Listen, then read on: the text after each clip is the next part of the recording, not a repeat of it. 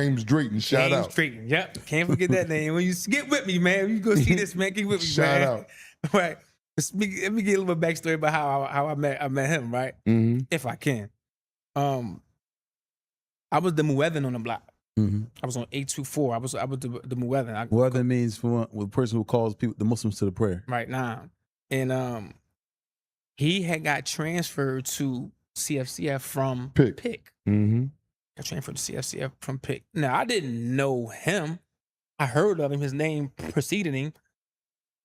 But I knew Rudolph. Sherm, Rudolph. Right. 6th Street, yeah. Right. Shout out to them good men. Them, right? I knew all them. Because they was over CFCF with me. Mm-hmm. And Lob. so, right. So when his came on the block, I didn't know who he was. I just see that everybody had flocked to him. Mm-hmm. Mm-hmm. I go, all right, but boom. So, I ain't the Joe type, you know what I mean? So, I was calling it down out the multi-purpose room door, and he was coming in and was praying with us. Like, he was coming in, praying with us. And he's a smart man, you know what I mean? Mm-hmm. Let me tell you why he's smart, right? Who time he's watching me, right? Because he knew that they was on his top, meaning the administration. Mm-hmm. So they shipping from here to there, so they watching him. His movement was limited.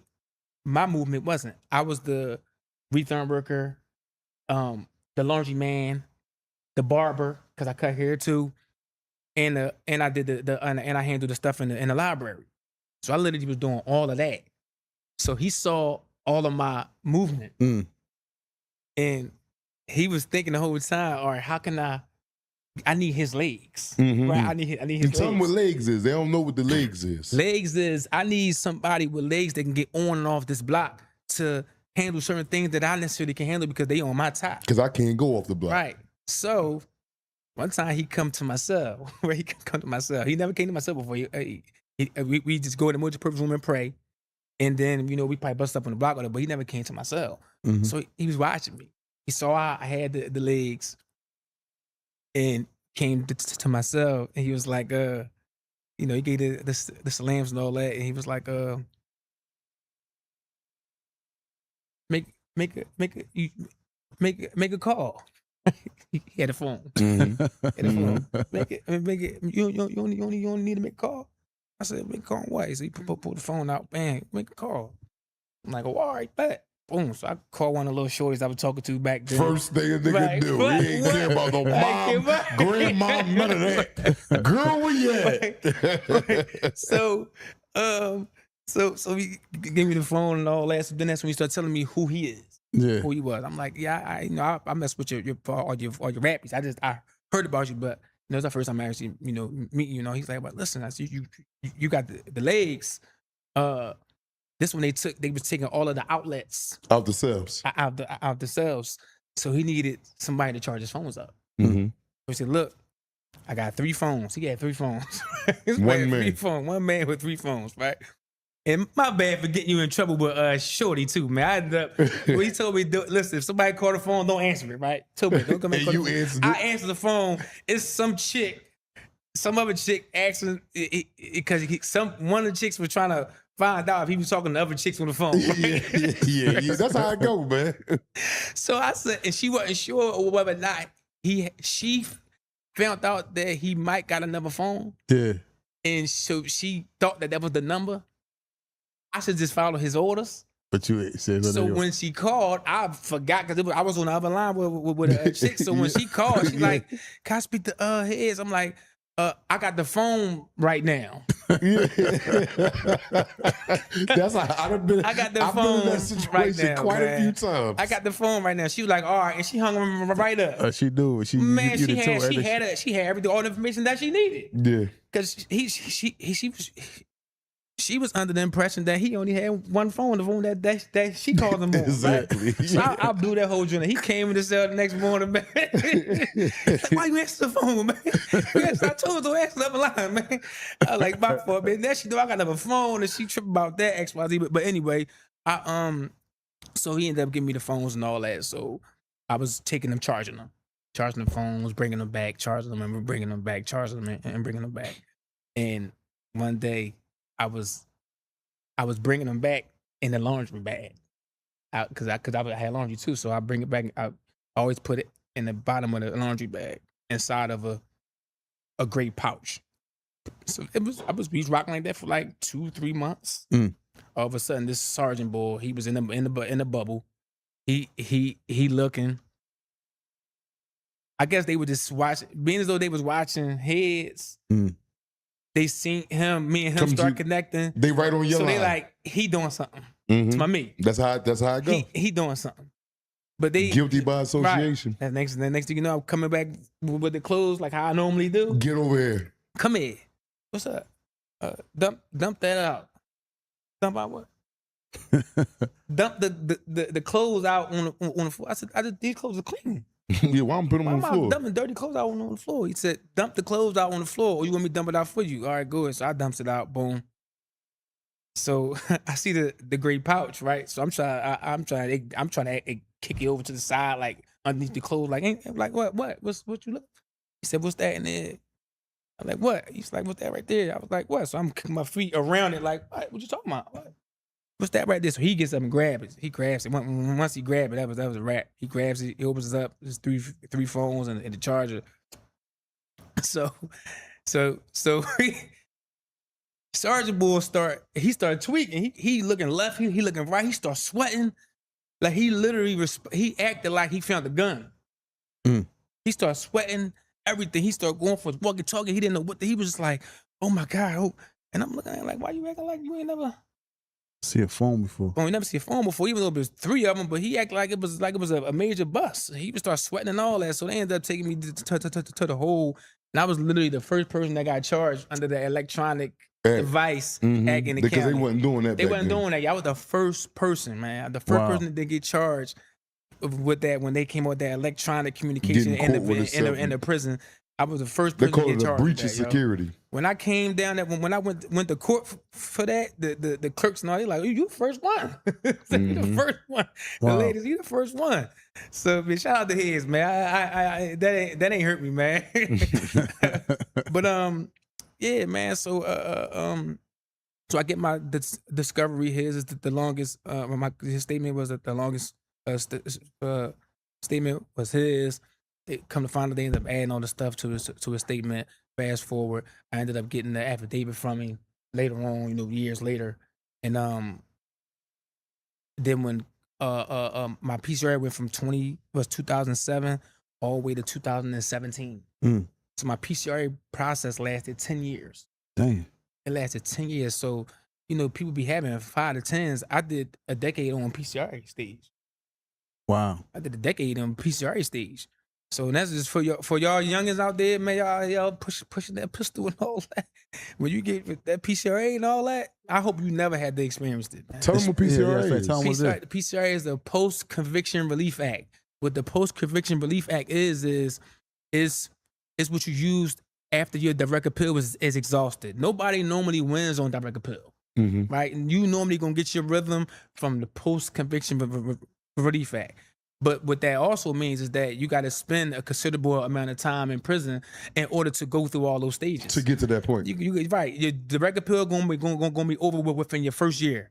Then the PCRA gonna last the longest. And the direct appeal is when you get found guilty. Right. And there's only trial court errors and prosecutorial misconduct. That's the only thing that they looking at. Unless you got some new evidence. They're gonna tell you to defer till you get to PCRA anyway. So So my PCR process lasted from 2007 to 2017, and Krasner came into office 2019, and my lawyers, Brett Grody and down at the Abolitionist Law Center, they the ones that represented Derek Lee in that case that got the 2nd degree life without parole turned over. They was those attorneys. Those were the attorneys who helped me get my life back. You know what I'm saying? So from 2007 to 2017 was when I went through that whole appeals process. Then when Krasner came in office, 2019, my lawyers got access to my homicide file 2020, and not only did my cousin get that affidavit saying that they did all the stuff and all that. kind of find out he had a mental problem also, right? He was diagnosed with schizophrenia. I was just ready to say that. Diagnosed with schizophrenia, paranoid personality disorder. That's a new thing. Crazy thing about that case, crazy thing about that diagnosis is the Pennsylvania Supreme Court had validated that type of diagnosis as falling under the Brady line of cases, right? Meaning, if the state know that this witness is been diagnosed with paranoid personality disorder, the state is obligated to turn that over to the defense. Wow. And that was in 2022 when that case had came down. So while my lawyers are going through the homicide file and they finding all of this evidence, right? They find evidence that it's somebody else that did it and all that. They found all that in there, right? And when they found the paranoid personality disorder thing, they didn't know what to do with that piece of evidence at first. Cause they like, all right, we think it's Brady material because it goes to the credibility of the witness and whether or not he could have maintained, whether or not he could have maintained like a clear recollection of the events when it was taking place. So they didn't know how to actually handle that until that case came down. Oh, when wow. When the Pennsylvania Supreme, so my lawyer had found out. So they had called me on a conference call, and it was like we didn't know what to do with this piece of evidence until this case just came down from the Pennsylvania Supreme Court saying that this exact evidence is Brady material. The exact evidence, yo. So I had we was in front of the Claudio. We was in front of Judge DeClaudio. We was in front of him, and then you know we had an agreement with the district attorney, and once they got all the evidence and all that stuff lined up and all that, they was like, "Listen, we don't want to contest this. We willing to agree to your release. We're willing to agree to your release right now if you plead to third." No, man. See, that's what they try to do. That's what they did to my man Hollow Rollo. Shout out Hollow Rollo. Nah, and I know, bro. And I that's know, what bro. they did. He gave life back twice. Right, he gave back twice. Right, and at this time, my peoples and all them like, you gonna take that, right? Because you at the end of the gate. There. They said you could come home. Yeah, like they said that you could come home the same day you do that. Yeah, that's what they said. All right, so you gonna take it, right? Yes. My grandma said you better take that. Why? Because you gonna be home tonight for dinner. Yeah, I cooked these turkey wings, falling off the bone. And I did it. I took it and all that, and mashallah, I was able to get released after 23 years. You know what I mean? But you still took something that you didn't even do. It's like all they care about is some type of conviction. But right. Yeah, exactly. I guess it's like a numbers game. Because you can't play that. See, after I did all that time, it wasn't about playing that game no more, right? And what I mean by playing that game was I can't count on the system to get it right. And also, while you playing that, you can't sue them. No, you can't sue them. No, because you said you did it. Oh, you can still sue? Oh, you can still sue. Yeah, I'm suing. Oh, okay. Oh, I see. I didn't know that. I'm suing. I was gonna get into that. Jimmy Dennis. That case. Remember when he got he got convicted of the 91 murder with the girl with the earrings by the scepter and all that. He was on death row for like 20 some years. They ended up getting to his homicide file. Found out that he wasn't even there when it happened. Right? He wasn't even there. And when they told him we let you home right now if we let you home right now if you plead no contest. No contest. He pled no contest. He went home. Right? He sued. Now I was keeping up on that case when I was up there because a lot of us, once Craston came in and he started opening up the homicide files, everybody just was like, all right, look, we all suing. Yeah. Right? If we all going to sue, and so we need to keep up on the cases that's dealing with that. So the Jimmy Dennis case was a case that we studied intensively in our paralegal classes. Right? So he came home. He sued. When he sued, listen, right? We had to connect in the law library to where as though the dude had access to the computer, to the staff lady's computer that works in the library. You know, she got the actual computer that's to the street, that one. So she was able to print out stuff from off the internet. Mm-hmm. So he had her printing out the arguments that was being presented by the parties on that Jimmy Dennis lawsuit. Right. Right? So Jimmy Dennis and them was arguing that, you know, y'all got the evidence that I was innocent. I only pled guilty because it was a choice between that or staying and still having to fight my way out. And I already did 29 years at the time. I'm gonna try to do another day. Right?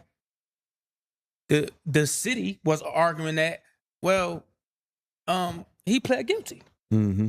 He pled guilty. So whatever he's claiming about wrongful conviction and the Brady violation that led to conviction, it don't matter because he pled guilty. Mm-hmm. They trying to come home. They were talking about. The district court ruled in his favor. District court said no. The district court said Jimmy Dennis is right.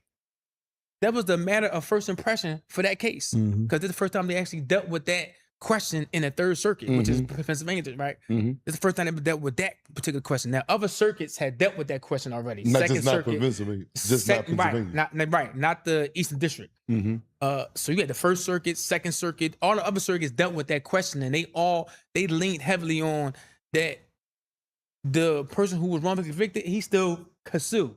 So the majority was saying you still could sue. Pennsylvania just never answered that question until Jimmy Dennis case came up. Wow. When the case came up, the court was like, no, he right. And we follow our sister circuits, first, second, fourth, fifth. We follow them in that same thing, saying that you still could sue even after you plead guilty, because why you could sue, and this was key, bro. And it's going when I say it, it's gonna make all the sense in the world. If y'all would have never did what y'all did, it would never happen to him. Exactly.